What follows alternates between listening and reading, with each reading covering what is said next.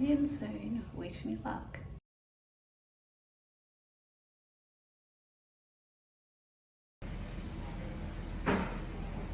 Well, I've made it out of the hospital, alive and well. And considering everything that I had just gone through, I came out of the anaesthetic pretty good, and I'm actually feeling semi-awake, so that's always a good thing. So at the moment I'm just extremely sore, just down the lower part of my back that is sore, and there's also pain that's running down the back of both legs, especially behind my knees, but hopefully that will disappear in a while. My hand is also very hurty because it took the anaesthetic person 4 tries to try and get the cannula into my vein. So I was not very impressed about that, but all I could hear him keep on saying was, "I'm sorry, I'm sorry, I'm sorry," as he kept on trying to find that little vein. And then I heard him talking to one of the nurses, and he just said to her, "She's got veins like a child." And I went, "Yep, that sounds about me."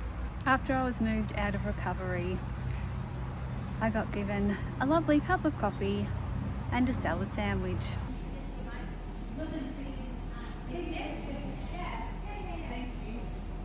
And after about an hour or so, I was allowed to escape from the hospital.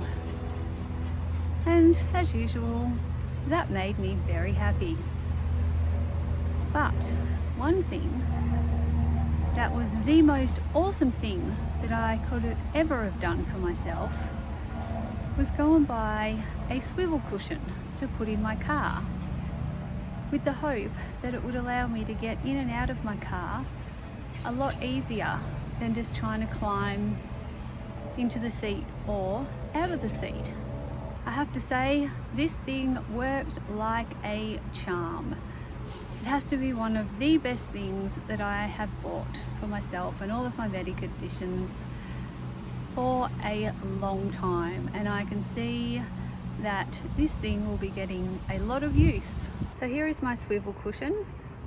Pretty much you just sit on the edge of the chair, and then you can just swivel around, and then when I want to get out, I swivel myself around that way. It's awesome. I'll just be resting for the rest of the day, and we'll just see where the day takes me, really.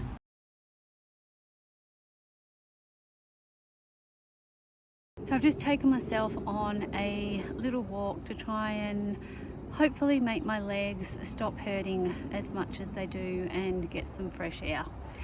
If it will work or not, only time will tell. And how long I'll be able to stay out for, only time will tell. But we will see. But one random thing that happened while I was on my walk was I found this book. I think somebody is trying to write a book about me. Pretending to be a normal person day after day is exhausting. Yes, it is.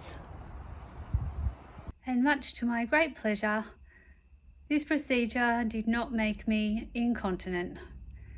And that's one of the best things that I could have hoped for. I've also realised in doing some of my research that this procedure is actually done for people with interstitial cystitis, which is what I have, what I battle with my bladder with every single day.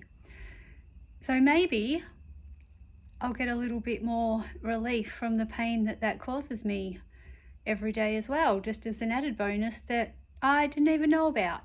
And I've had interstitial cystitis, or IC, for it's probably coming up to close to 10 years now, and no one has ever mentioned this as a treatment option, which I'm quite surprised about. So maybe it's not a usual procedure for that kind of thing, but if it does something for me, bonus. I will take whatever I can get. And also in my reading, I found out that it is used for pain in the intestines area, which once again, that is me. And I think that was sort of the main point of this procedure, was to target around my intestine area, because they lay exactly under where all of my pain is. So if it does work for that, then that's extra awesome. And then it's apparently also used for IBS, which is another thing that my gastroenterologist keeps on telling me that I've got. I'm still not 100% convinced that the issues that I have going on every day with my stomach and my insides are purely just IBS, which my gastroenterologist likes to bring out every now and then when he seems to not have any other answers for me. But if this procedure does help in symptoms that I get that are supposedly IBS, then I don't really care what the diagnosis is or what it isn't. As long as I get a little bit of relief, that's really all that I care about. So as the evening has drawn in from the day, I do have a really sore back. It just feels like a really bad backache.